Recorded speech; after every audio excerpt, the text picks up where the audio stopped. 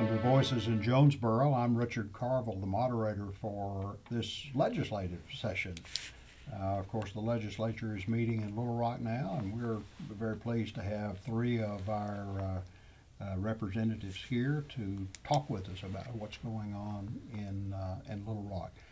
We're going to go around the table, and I'm going to let each one of them introduce themselves. We're going to start with Homer Linderman here. Homer.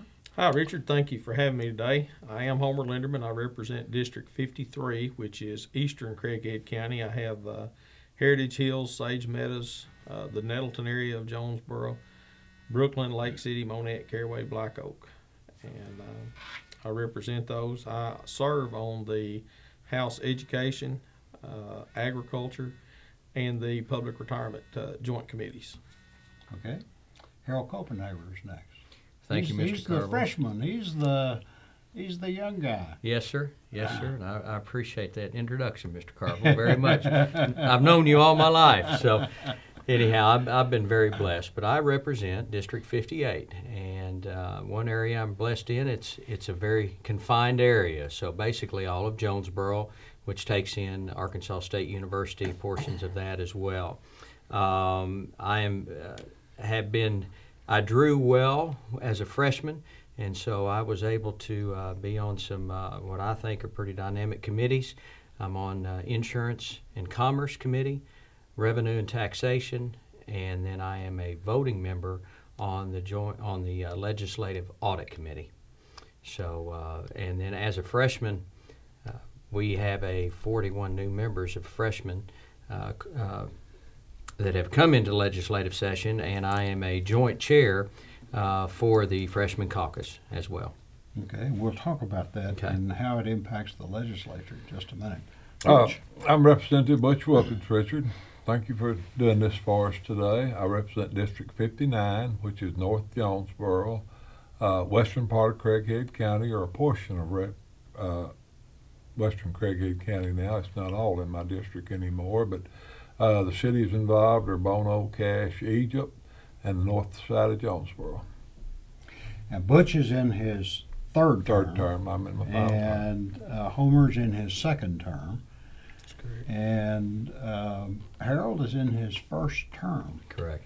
So, as someone said before we started taping, do you look like a deer in the headlights? Every day. Every day. Every day. Well, tell us about your experience and how you've kind of been oriented to the legislature. Well, I'd be happy to.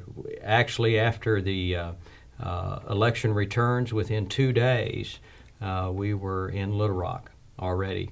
And so we started what I would say the process with the leadership on educating all of us members, the new ones. And we went through a week training program. Again, it gave you the outside boundaries, but in reality, there's so much more to learn. There's 41 new members, as I mentioned before. The nice thing about this group that I see, we're a very diverse group. We have farmers, we have insurance agents, we have attorneys, we have all different people, and they're all there for the same reason, and that's for their constituents. And as 41 members, you draw your number out of a hat for seniority. So we drew from number 59 to 100. So I was very fortunate to draw the fourth best seat in the House, so to speak. So that allowed some opportunity for me then to be appointed to some nice positions when it came to committees, and I'm looking very forward to that. But again, the learning curve is very strenuous. You have to study what your committee does. And then when education comes your way, you've got to be aware of what it is and be prepared. But on the 41 new members, we do have a freshman caucus, and it will be active, and it'll set a voice, I think, and a tone for our next session and the following session as well. Hopefully all of us will be reelected. But I was appointed as vice chair of that freshman caucus. So again, we're bringing people in to help us with rules and regulations.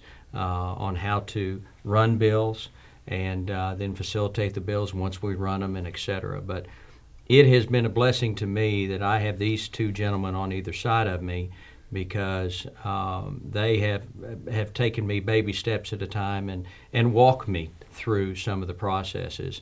And when I'm a deer in headlights, I turn around and look at them. So that's important, though, for the constituents of Craighead County to realize that the working relationship that we do have. Butch and Homer, you've been there, done that. You had your first term. What do you see as your role as a non-first term legislator when it comes to dealing with the new guys in the House? Either one of you. Butch? Well, it's very important that they have a mentor, that they have someone that can help them through the process. It is a very, very difficult process. It is a short learning period when you take a man who is elected in November and is passing laws for the state 2 months later. It's and I think we're doing a better job of preparing them through some of the training that they go through in the weeks just before the session takes place. But it is a big problem too when you have almost half of the House of Representatives coming in new. Yeah, I was going to ask that. That 41, that's a huge number. That's a huge number, and that's partly because I mean we're losing about a third every year, but this time term limits, and we had several to run for the Senate this year that left in their second term or third term, and took a run at the Senate, and some made it and some didn't.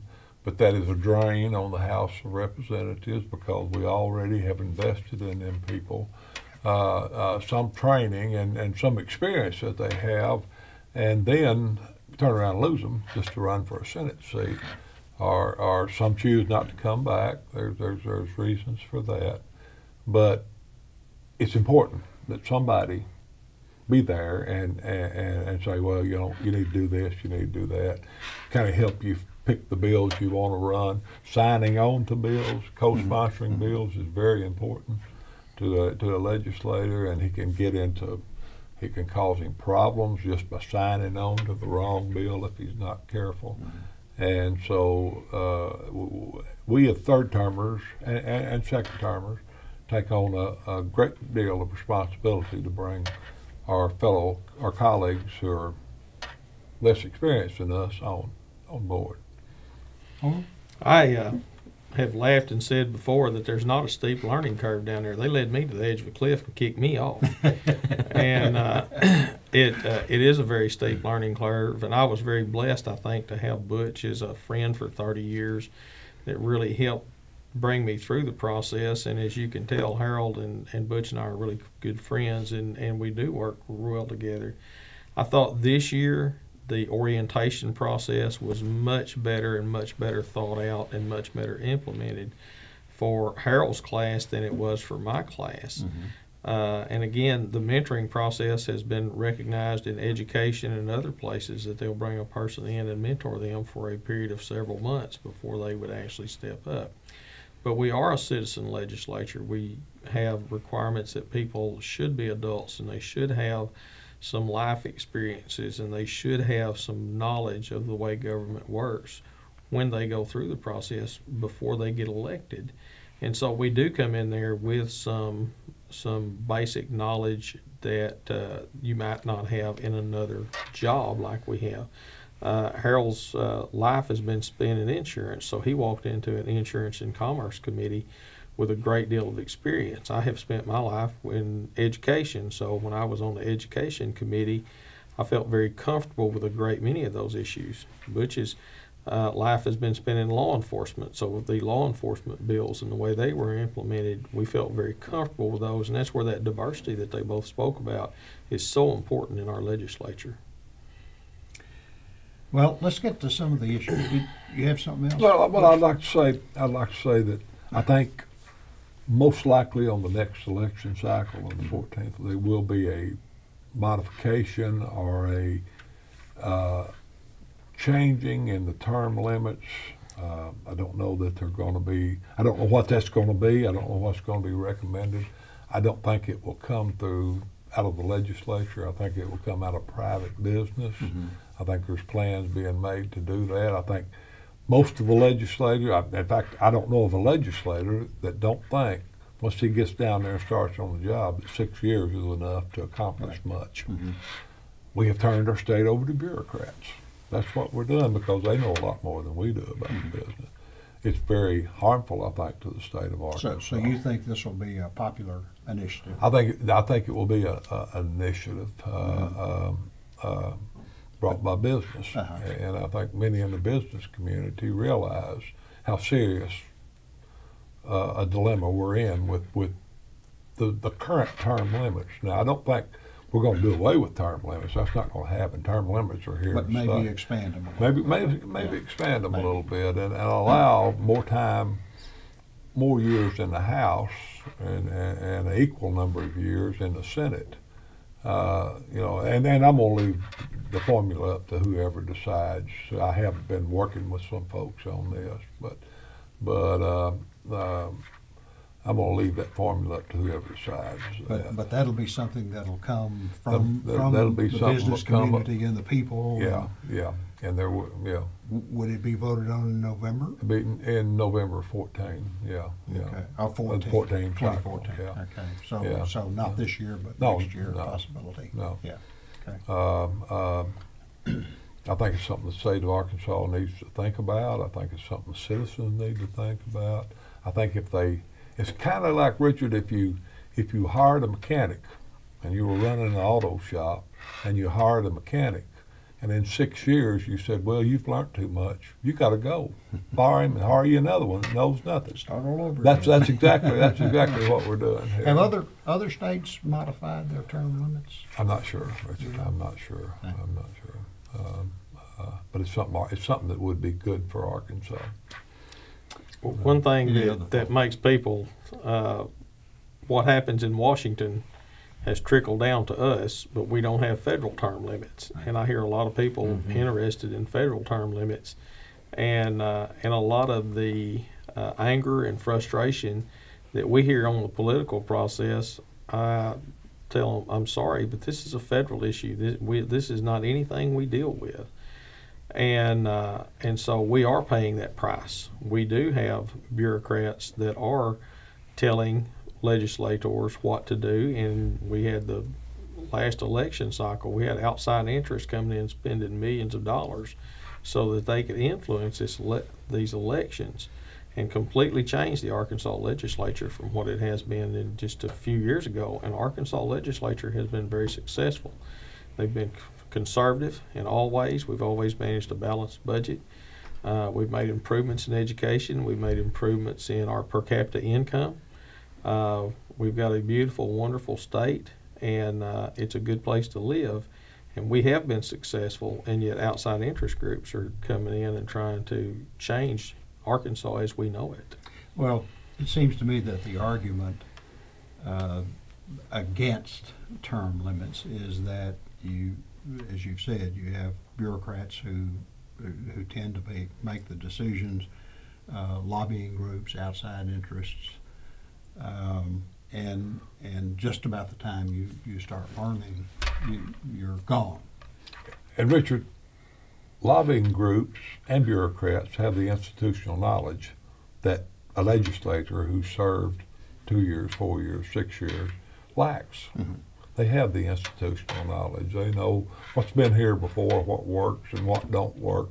Where the legislature no longer has that knowledge. It's something that you accrue over time. I think it's something that you have to work hard to understand the processes, and it's something there's really not a lot of time. You spend a lot of time working on what you should be working on, but you don't really get the full ability to complete what needs to be. You can tell it in the questions in committees because a lot of the questions that are asked are shallow, and there's no follow-up to them. And they're easy questions, and we'll question how 15 cents is being spent over here and pass off $1 million over here like it's nothing. And so that is what happens, I think, and with the term limits, with term limits as they currently are. Right. You've mentioned that lack of institutional knowledge as one of the drawbacks to term limits. Are there others that you have observed over the past few years? Is that the main problem with term limits? You know, this year we lost people like Percy Malone, who had been there for some period of time. I mean, there's several good legislators that were the last of the term that were in before term limits were implemented, and so we lost some really good legislators that understood the process well, understood how to work with other people, understood that you know, if I pass a bill, if you run a bill and I vote against it, I'm not mad at you for life, because there's a lot of people that come in fresh, and if you vote against their bill, then you're their enemy, and they're never going to work with you again, and that's what's going on. I mean, and just the knowledge of how to work with the agencies that we're in charge of. You know, we are the people's voice. We are the ones that's supposed to be managing the agencies. You know, the agencies don't manage us, the House, and we are the front line there. Well, let's turn to an item in the news that you're going to have to deal with, and that was the announcement this week of something of economic importance for Northeast Arkansas, and that's the proposal of a new steel mill facility in Osceola. $1.1 billion mill called Big River Steel, and but it's going to require some action on the legislature. House Speaker Carter says we're in the second inning of a 9-inning game. So how are we going to get from the second inning to the end of that ball game? Kind of walk me through the process there. What has to happen? I'm going to defer to them because I have not been on the inside issue of those very much. Okay, we have an amendment, a quick action amendment that the governor can furnish money with our approval, with legislative approval, incentives or tax breaks to get them people here. Mm-hmm. We're competing with other people to get this factory here. We think we're going to get it. We hope we're going to. I hope we're going to get it, and I certainly hope that. It's a boom for Northeast Arkansas, but we have got to help the governor finance whatever he needs for this, what industrial development or economic development needs to get this factory here. That will be our charge in the legislature, and I hope we don't try to politic this, because this is much too important to Arkansas. Mm-hmm. We just got to go out and do what's necessary to keep ourselves informed of what's going on, and to do the things that are necessary to complete this job, because we are very near to having this, and it's a boom for Northeast Arkansas certainly, and for the state of Arkansas in general. And I understand that the House is going to meet as a committee of the whole, and hear the reports, and consider all of that, and then move on it. Well, you know, it is very important that we get this steel mill. I hope we're of the mindset that all of Arkansas knows that, and not that someone from Northwest Arkansas would do something to. I hope that's not going to happen in our legislative session. It is our charge now. We have a big responsibility in this to see that we complete this deal. And it's a pretty short time period. It comes from the governor officially. I mean, he's announced it, but he hasn't. I don't know that he's officially done it. I think you have 20 days to act on it and do all the research. Yeah. Amendment 82. I believe it's Amendment 82. Mm-hmm. It has not really been put into force before, in full force. We think it's a good amendment. We think that we're prepared for this, and we hope that we can, the whole House or the legislature period can come together and get behind the governor and get behind economic development. Let's get this job done, because it's so important to our economy in Arkansas. It is said that politics is the art of compromise. It is. And Northeast Arkansas couldn't do it without support Correct. from legislators in other parts of Right. the state. Right. And vice versa. When Yeah. something has to be done in Central Arkansas or Northwest Arkansas, then you're working with your colleagues to make that happen. You are, Richard, but we are obligated to set politics aside certain times, to set party politics aside, and to do what is right for Arkansas, you know, regardless of how. I mean, Arkansas is so small that a large factory in Fort Smith can affect the economy of Jonesboro, and that's something we got to keep in mind in this adventure here, which I think. We're a very, very small state. It required, and so some things are just above politics. I mean, this is a golden opportunity. We cannot pass this up. It would just be terrible if we lost this opportunity. Well, Richard, the economic impact to the Delta would just empower the region, and I know we're looking at an area from 170 miles on either side of this, 100 to 175 miles, and that would encompass many representatives in North and Eastern Arkansas. That the direct economic impact, and like Butch said, in Northwest Arkansas, they have the shale impact and gas and natural gas impact. So I think we feel that everybody will be very supportive for this for the state, and especially the jobs, the number of jobs. I think the governor mentioned 200 jobs, an average of 75,000 on those jobs, and then an additional 300 to 500 working on the facility to get it operational. 2,000 construction jobs, I believe, building it. 2,000.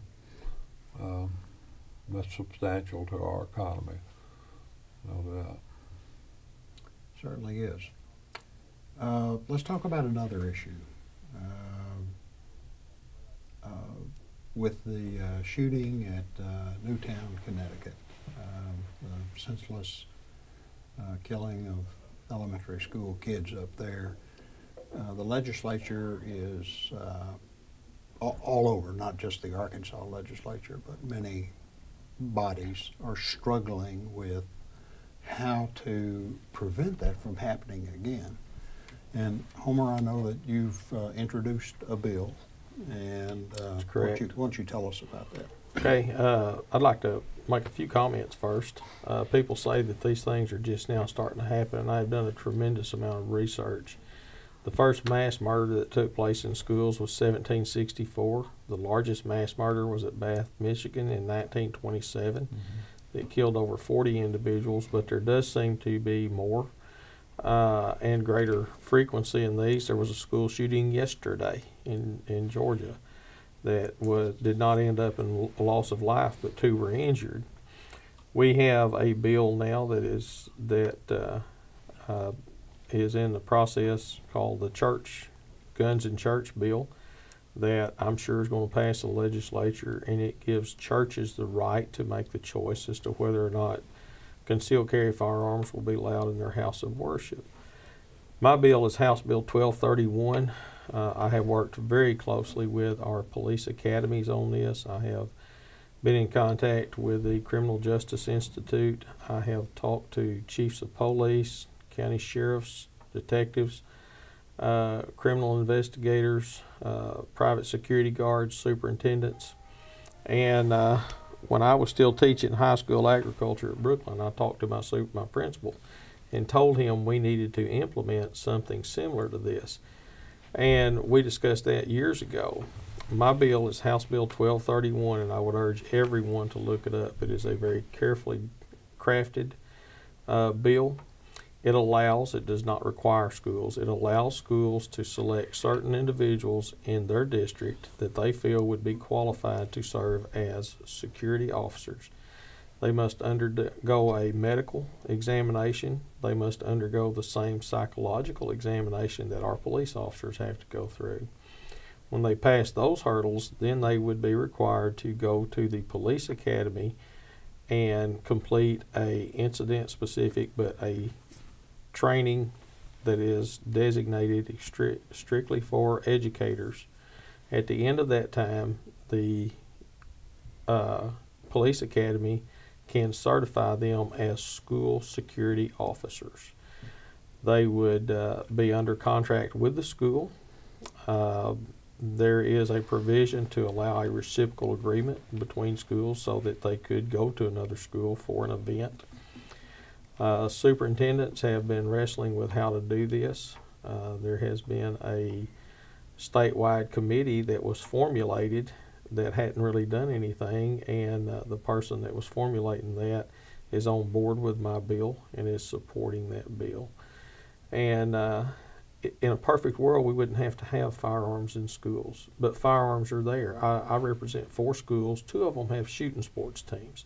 They've got kids with shotguns that come on campus, and we live in a rural state. We live in a rural area, and that is accepted. So it's not a fear of guns, and it is sad that we do have people. I have a 7-year-old grandson, same age as some of those kids that were murdered at Sandy Hook, and it's sad that our society has to react in this way.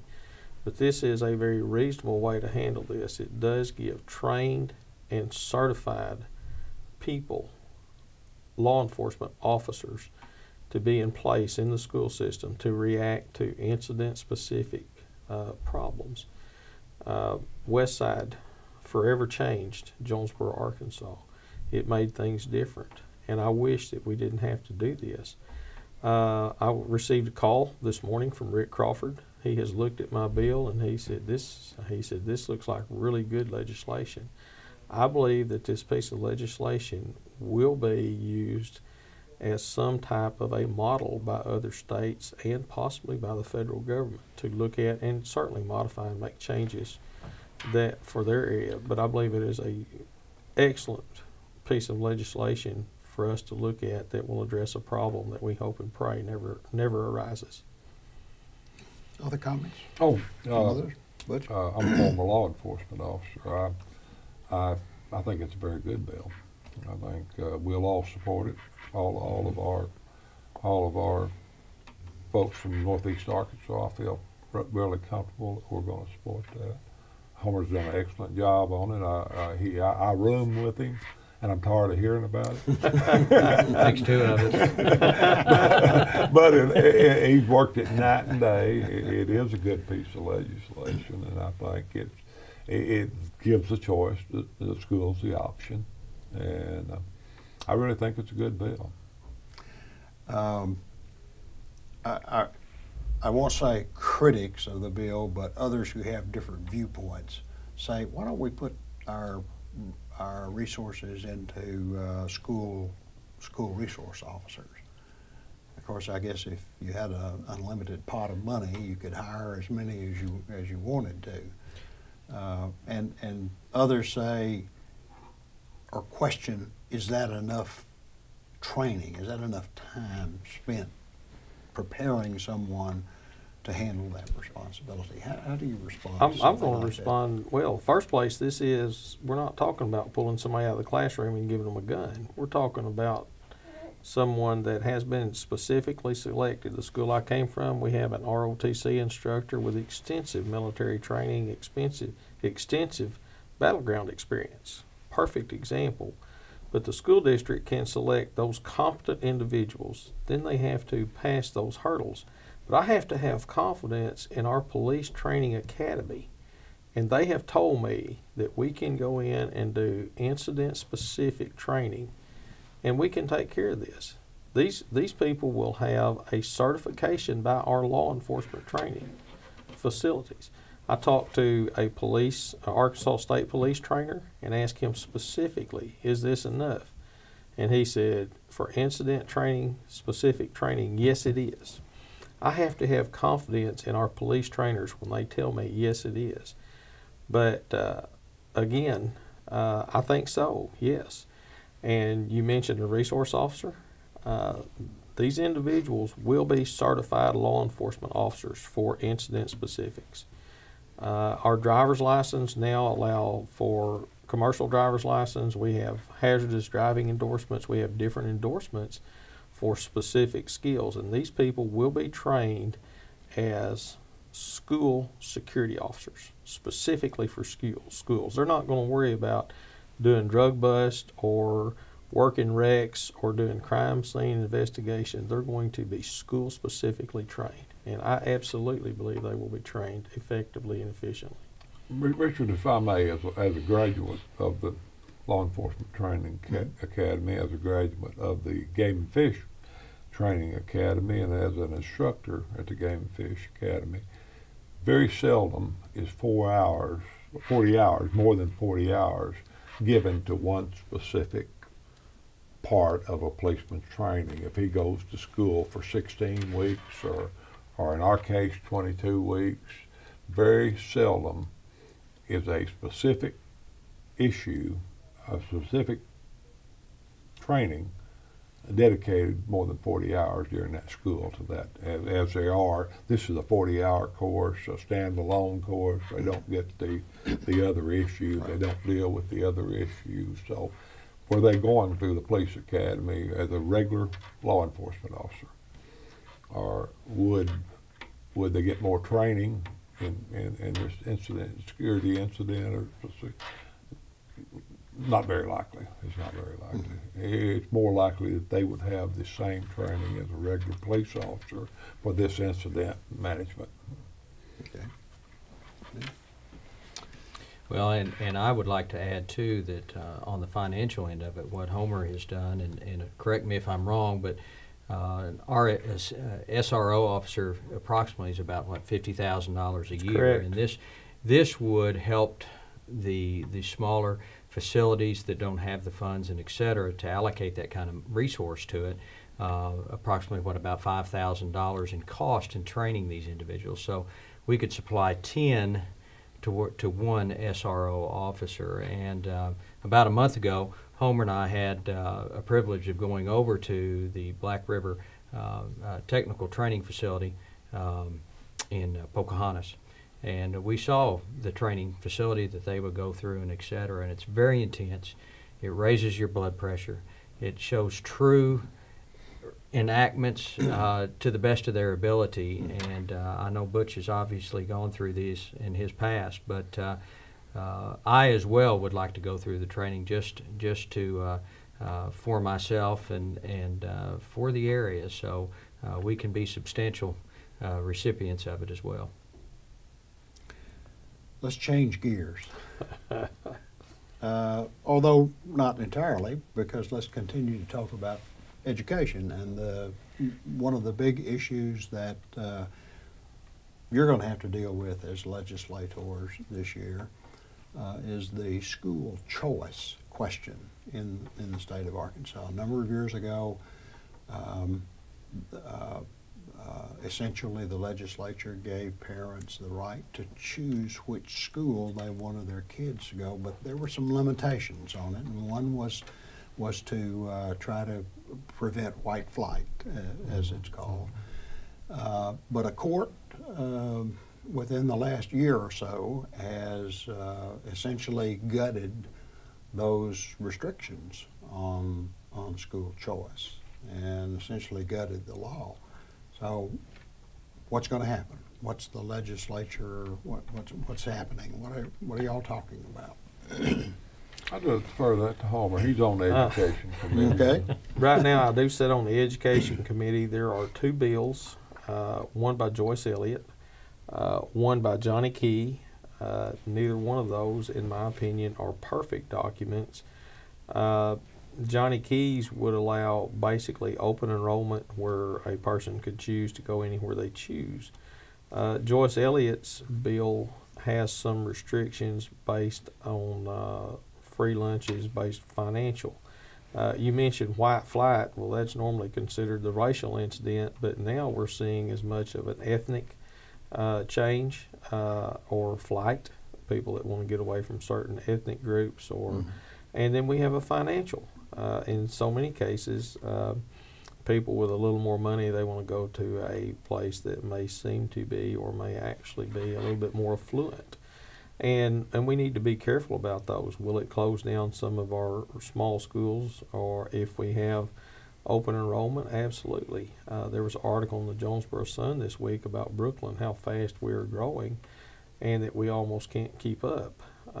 If they get an influx of 300 students that are simply leaving another district because they want to come to Brooklyn, they literally will be putting them in portable buildings or something, which would probably not be the best case scenario for their educational well-being.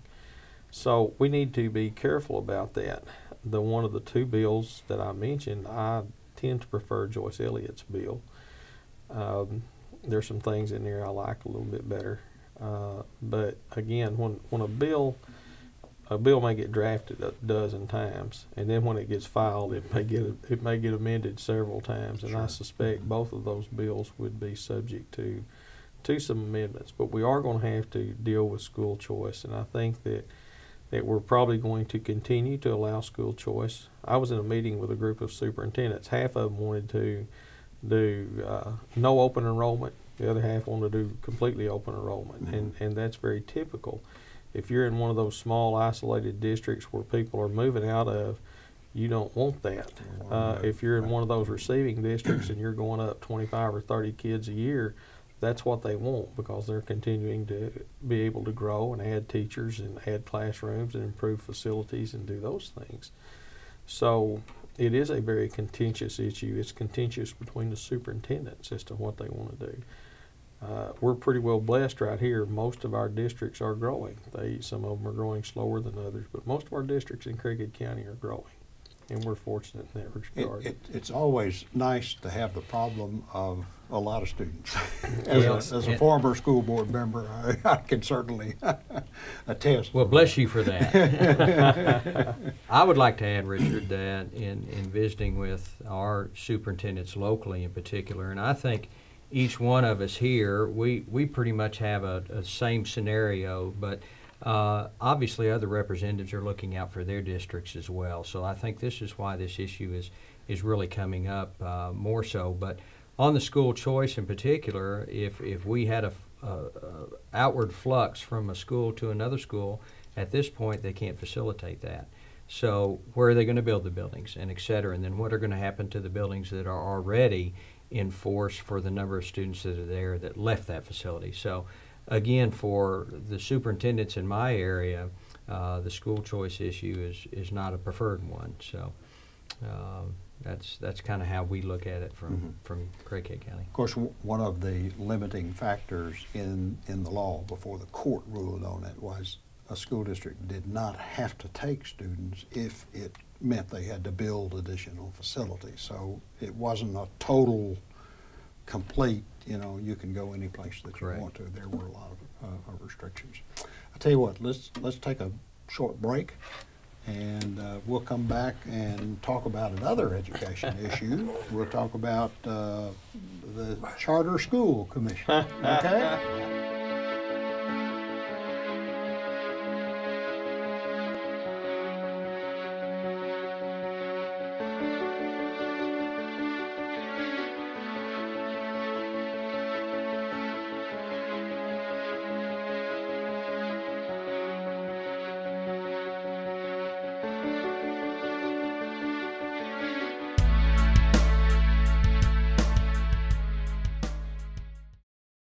Welcome back to Voices of Jonesboro, and we have three important voices who are visiting with us today.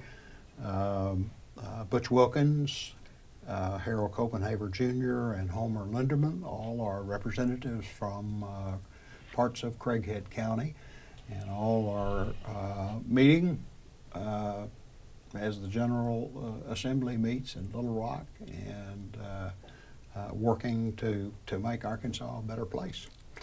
One of the items that's been in the news recently is a proposal to take the process of establishing a charter school out of the hands of the Department of Education and creating a new charter school commission. Charter schools, I know in the case of Nettleton, we established a charter school at Nettleton to pick up those kids who were falling through the cracks because they weren't learning to read. And our staff identified them, and they were channeled into what the Department of Education had given its blessing to a charter school within our district. And in many cases, those kids improved their reading abilities tremendously. We got them back on track, and they were, so it was a very it was a good experiment. We gave up the charter, and we're doing it for all of our Nettleton is doing it for all of its kids now. So that was an example of how a charter school can help our kids. Tell me your thoughts about this proposal to pull that out of the Department of Education and to establish a separate commission. If you're referring that to me, I am adamantly opposed to it. Okay. You just mentioned a wonderful success story that happened under the Department of Education. We have the people tell us we want smaller government. So if they want smaller government, why would we go create another government entity to do something different? We have made tremendous increases in our educational process, and I have looked at this proposed charter and for charter schools, and I'm not in favor of it. The system that's in place right now is working. Charter schools are not necessarily more successful. If you go back and look at the data, some improve test scores, some don't improve test scores, and some of their test scores actually go down. The charter school, some people think that there's some kind of magical formula. The charter school simply allows them to either emphasize certain learning characteristics or learning things that need to be implemented or done, or it allows them to implement some new training methods. And just saying charter does not necessarily make them more successful. I am opposed to it simply because it is bigger government. It is another entity that would take away from the Department of Education, who has been charged with educating our students, and giving it to someone else that may or may not be as successful. The Lakeview case told us, yes, Arkansas, you do have a responsibility to give a fair and equitable education to all of our students, and we have been doing that, and this will not improve that process, in my opinion. Okay, other comments? Butch? Well, I agree with precisely what Homer said. It is an expansion of government when we do this. I think our education, which I was raised in a time when we were 49th or 50th or 48th even at one time in everything. And so our education system is making vast improvements, and we're doing it rather quickly now. I am more in favor of an after-school program. I've met several times with advocates of after-school programs. Mm-hmm. You know, I think we have an excellent example of what can be done with City Youth Ministries here in Jonesboro, which is supported by our churches, but they can take a child there and raise in a year's time, or raise his grade point average 1 point. I mean, from a B to A, or from a C to a B, or and I think that we need to start with them young. I think we need to get them in the habit of studying and working on what they need to work with in school. And I'm much more in favor of an after-school program, helping the Department of Education statewide. And I think we're working on that in Jonesboro, and I expect to see that in Jonesboro before long. If we have, I know Nettleton has one already, I believe. And so, you know, that's my ideal about. I'm just strictly opposed to taking anything. Yeah, leave it in the Department of Education, and let's do the best we can for our students. I concur. The Department of Education has set standards for these charter schools, and as superintendent has informed me that they're very high standards. And their concern is that these standards will be lowered if it goes to an additional layer of representation. So again, I concur with that, and I want to recommend too that Nettleton has a wonderful after-school program, and these kids, Jonesboro as well has just received a charter program as well, and I'm very pleased. My daughter's a first grade teacher, what used to be at West School here in Jonesboro, and she has seen the core curriculum come through now after the first year, and the advancement of those students coming from kindergarten to first grade in 1 year has been a tremendous success. So we're just seeing the field is good. We're in a good place. Richard, I think we as Arkansans should be very proud of how our education has advanced, and it's done so with the dedication of teachers. Our governor has focused on education. That's one of his priorities, and we are obviously not where we need to be, but we are obviously making great strides in education in Arkansas. We have, in fact, in many instances, become the model for the nation in a lot of stuff.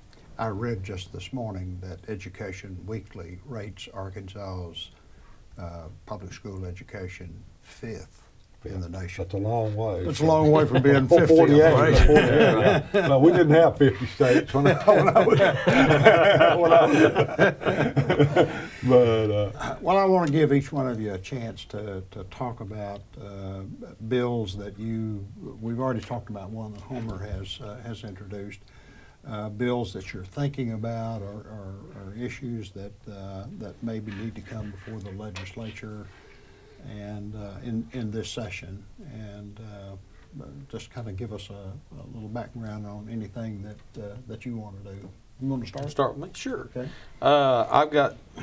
I am on public retirement, and I have filed 4 bills that are housekeeping bills that do not affect member benefits as such, but they have streamlined the process, and we feel will make the retirement systems a little bit more efficient, save a little bit of money, save a little time. The Commissioner of Education, Dr. Tom Kimbrell, has told me, he said, I've got 3 bills I want to show you, and I want you to be the one to carry them. And that's flattering to me that the Commissioner has that kind of confidence in me to carry those. But agency heads will sometimes ask a legislator to please look at these bills, and is this something that you can carry? This is something that we can help with. And so those are bills, if somebody asked me what they were, I can give you a real short synopsis of them, but it would not do them justice. Bills that I personally am working on, Butch worked on one in the past with scrap dealers. This is a bipartisan effort. There is a group of us that are working. There is a lot of theft taking place now. Farmers are getting ripped off for the steel, for their copper wire on their irrigation systems and things like that. And so there's a group of us, a bipartisan effort to make the process more difficult for thieves, or those people that are performing illegal acts, to sell their scrap iron. It would entail a licensing or a permit in order to sell. We feel like this is probably a very reasonable way to approach this. I said it's bipartisan. There's a group of us, and I've kind of dumped that on Representative Kim Hammer. And there was 4 of us, 2 Republicans and 2 Democrats, that were working on a pawnbrokers bill, and they dumped that one in my lap. And Jonesboro does an outstanding job with the pawnbrokers, with the bill, with the regulations that they have, and they use leads online. So what we are developing and what seems to be evolving is that we're going to require statewide, I think about 80% of the pawnbrokers are doing this now, require statewide compliance with electronically listing all of their pawn transactions, so that a police agency can see this and we can spot those items, and hopefully we would have better recovery of the items. And my pawnbrokers right here are already doing it, so they're very much in favor of this. In some cases, they have gotten a black eye that they don't deserve. There are people that say all they do is buy stolen goods, and that's absolutely not true. Probably 99 point something percent of their transactions are 100% legitimate between two people simply carrying out a business transaction. There are a very few instances where there are the bad apples make us regulate the others. And this bill, I think, is going to be very acceptable to my constituents in this area, and I think it's going to address a problem that does exist statewide. And so those are the three bills that I personally am working on. If you take on way too many bills, you cannot do the background and the efforts that you need to put into them. The education bill and the retirement bills are fairly small, and they were working on. You mentioned the charter schools. Joyce Elliott has introduced one, and I'm carrying it on the House end that I think is a really good bill. And it's called a Schools of Innovation, that allows a public school to develop a curriculum with approval of the Department of Education that is used to address specific schools, just like specific problems, just like you mentioned that Nettleton did with their charter school. And I think Joyce's bill is a much, much better alternative to than developing a commission to allow charter school. Okay. Thank you. Carol? Well, I'm very excited about this, and I think this is where, at the beginning of the session, people kept asking how come so few bills had been introduced at the beginning of session. I think a lot of that has to do, there are so many new individuals in session, so the process of introduction of bills is new to us. But I think we're seeing that pick up, and I'm very excited. I'm going to have fun with one bill, and it's not really a bill, it's called a resolution, a House resolution on February 20th. Supporting Arkansas State University in their victory in the GoDaddy Bowl and their conference championships the last 2 years. This ought to be fun on the House floor. We can have a little excitement. The head coaches are going to be there, the board of directors, Hal, and I have a personal interest in Hal, and so anyhow, it's Which we won't reveal. which right? we won't reveal. That's correct. But it's kind of a fun time. So we do have some exciting times as well. But the university needs to be recognized, and it's nice on the House floor. All three of us always wear our A-State or the Hal memorabilia, and it's noticed. Hal did pretty good in the national He actually did, mascot yes, sir. competition, And he was competing against the big boys. So he came in ninth in the country. So very proud. And Dr. Mahajer is a great friend of Hal. And so he's very supportive. But it's nice to hear that. So we do have fun on the House floor as well. But again, as a freshman, Representative Wilkins has stepped me through the process. He's kind of taken me by the hand, so to speak.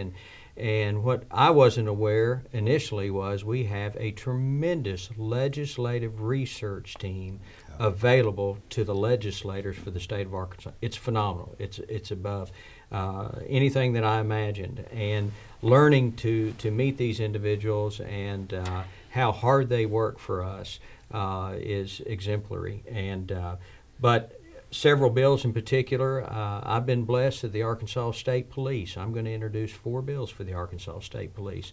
So I'm really excited about that, and one of them is going to be in particular about window tinting.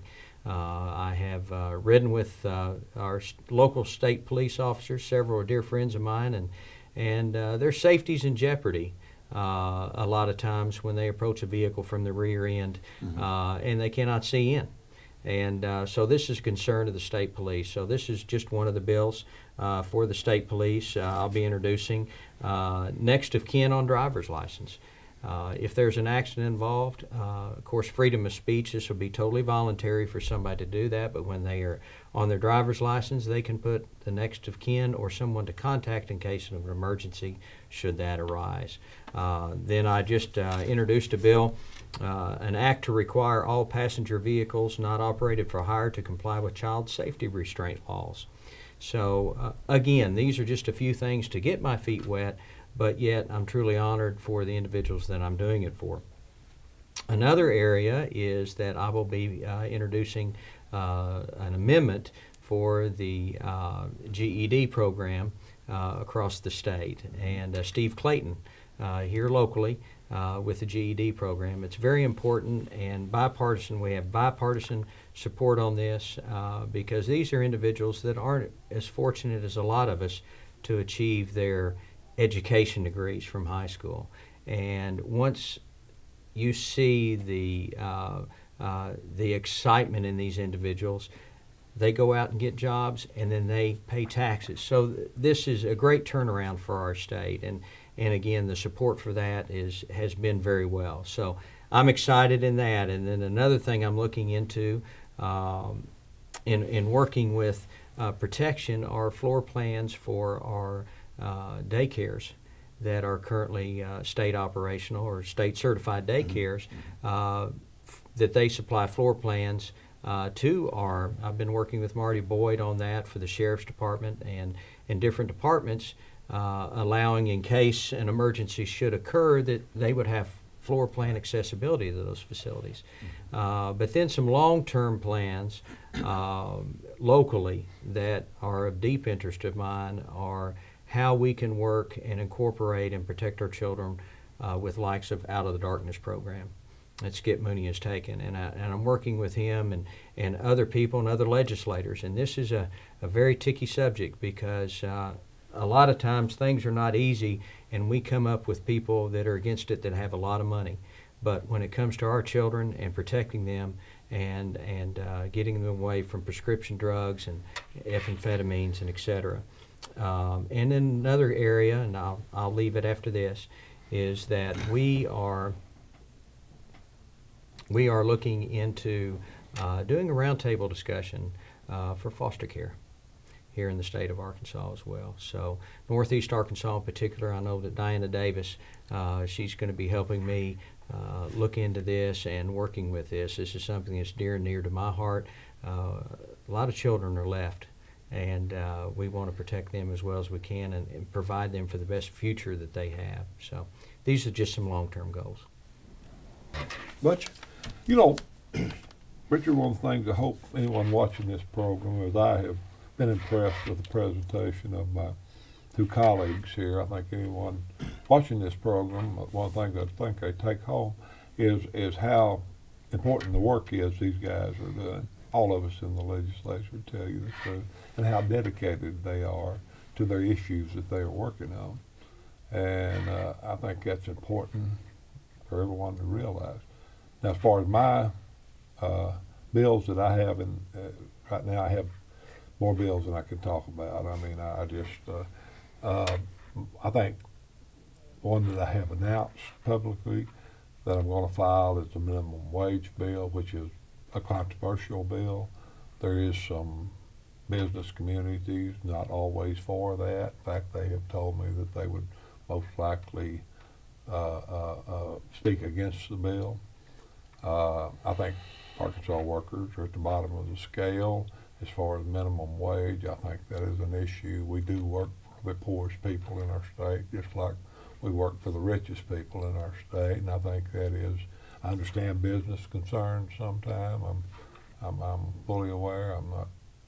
Hadn't lived in a cave all my life, and so, but I think this is, we have reached a point to where we are so near the bottom of the scale that we need to bump our lower income people, and I'm talking about families, Arkansas families, not necessarily talking about other students, and we can work with that.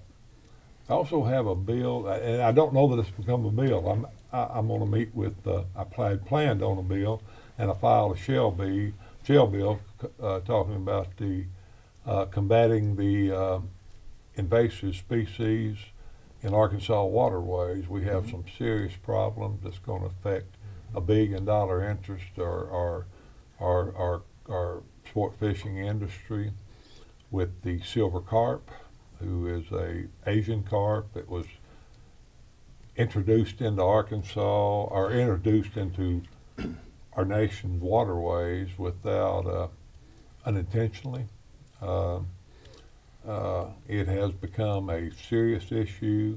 Our fisheries biologists with the game and fish and our plant board biologists and everybody says that are knowledgeable about this, that in 10 years we can't easily completely destroy our sport fishing opportunities in Arkansas. They are primarily in the delta rivers right now where the zooplankton is high, and that's what they feed off of. And when they eat that up, then it's also the feed that the catfish, the bass, the crappie, the brim, all depend on. So when they destroy the food chain in the rivers, then our other species which is a billion-dollar industry, we can't afford to lose it. We are at a crisis. We're at a time when we've got to do something about that. The whole nation knows that. I think we're spending $70 billion each year, or $70 million each year, trying to keep it out of the Lake Michigan. Everybody knows about it. It's a fish that also jumps out of the water and hits people in the head. Has been one fatality, I think, caused by them, and several serious injuries.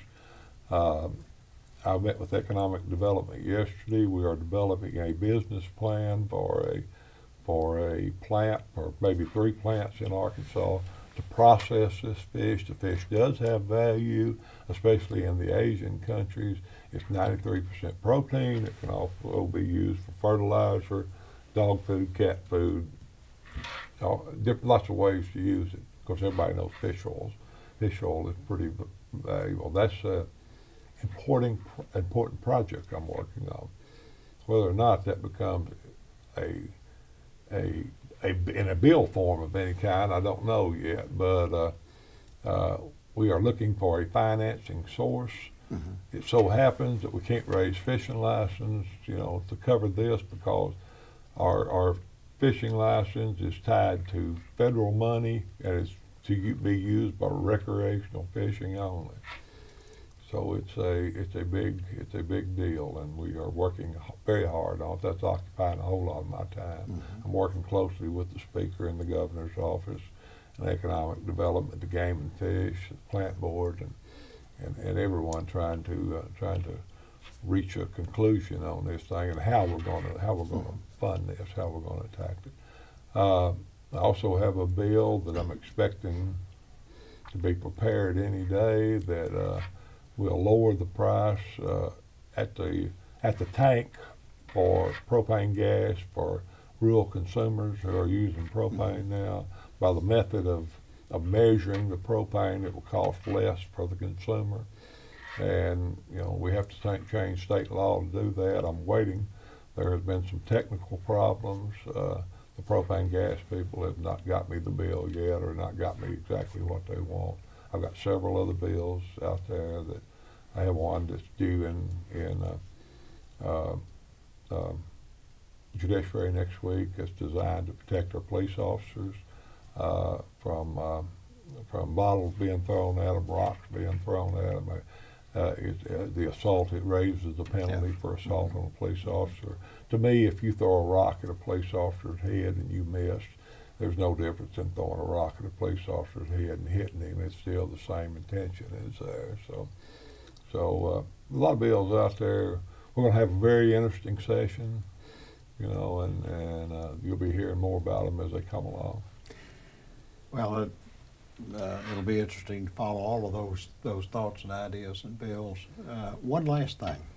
I'd like to hear each of you talk a little bit about bipartisanship in our legislature. We see what's happening at the national level, and we see parties going head to head and absolutely refusing to budge. What do you see in the Arkansas legislature? I'll start with me. Okay. I'm glad you did that. I want to comment first on our committee process. I think that is critical to what we are able to accomplish in Arkansas. On the federal level, one of the famous statements, let's pass this bill and see what's in it. Well, we don't do that. When a bill is drafted, when a bill is filed, it is assigned to a committee of 20 in the House. That bill then is vetted, which means we ask questions, we play the devil's advocate, we ask questions on both sides of the issue. That bill can either get a vote to do pass, which means that simply means it goes out to the entire House. We can vote to fail it, or we can vote a do not pass. If you vote a do not pass, you have killed that bill. And then it goes to the House for vote. If it passes there, it goes to the Senate, and it's thoroughly vetted by the Senate. And then if it's passed, if it gets a do not pass, it goes to the entire Senate for voting. So our committee process is great. But this morning we passed 6 bills before we came home. The fewest number of votes that any bill got was 89 votes. Now in the House we stand 51, 48, and 1 as far as our party affiliation. I tell you, we are voting together. We failed one bill this week. It failed with 69 votes against it.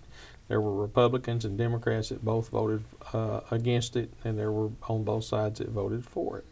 So we do work together. There will be contentious issues. There will be votes that are much closer. There will be some that are sometimes are really hard votes.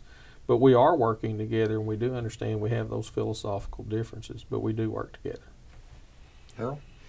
Well, I concur, and but on a freshman level, you know, that you don't know what to expect when you go there. And what I have been witness to, there's just a lot of good people there.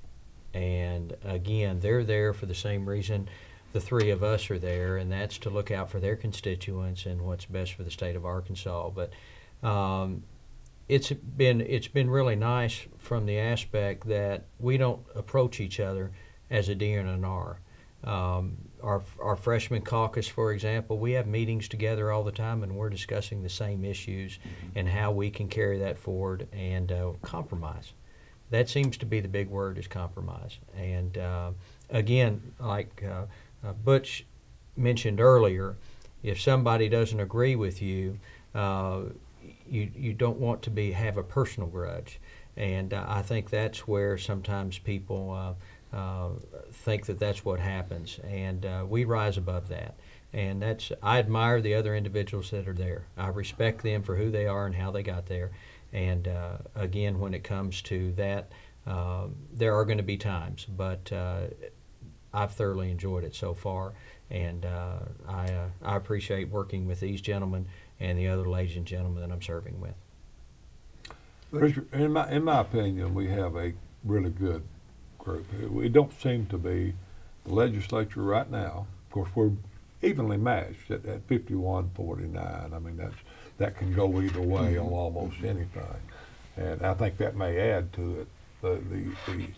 But we don't have the contentious attitude that some legislators had last year. You know, when I present a bill in the well and I walk away from that bill, I may look over my shoulder at that voting board on the wall there, see how many votes I got, but I don't care who voted which way, because each one of us have a different view of life, and we're 100 people, we're 100 different people.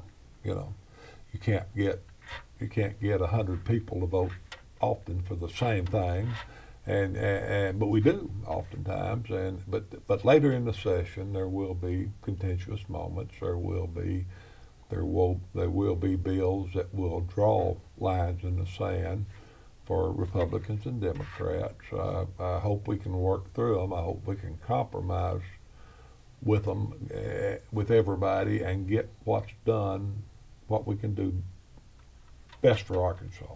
Do what's best for Arkansas, and do what's best for our communities. Do what's best for our families. You know, if we're at loggerheads, Congress, in my opinion, for the last several years has done nothing. You know, it's a do-nothing Congress. If they're standing there, they're actually running for president two weeks after the election's over. So if we become that way, then it's going to hurt Arkansas. It's going to hurt Arkansas bad. I think we all know that. You know, there's maybe 10 people in the House of Representatives right now that are really partisan people, and the rest of us are pretty open-minded, I think, and look at each bill by bill, and that's what we should be doing. it's either a good bill or it's a bad bill. And I don't care if the Democrats run it or Republicans run it. It's a good bill or it's a bad bill, and we need to do what's best for Arkansas. Butch Wilkins, Thank you. thank you. Harold Copeland, Virginia. Thank you, sir. Thank you. Homer Linderman, thank you very much. Thank you, sir. For sharing your ideas on what's going on in the General Assembly. I'm Rich Carville. Thank you for tuning in to Voices of Jonesboro. You've heard gentlemen who are indeed speaking for the citizens of Jonesboro and our legislature in Little Rock. Thank you for watching.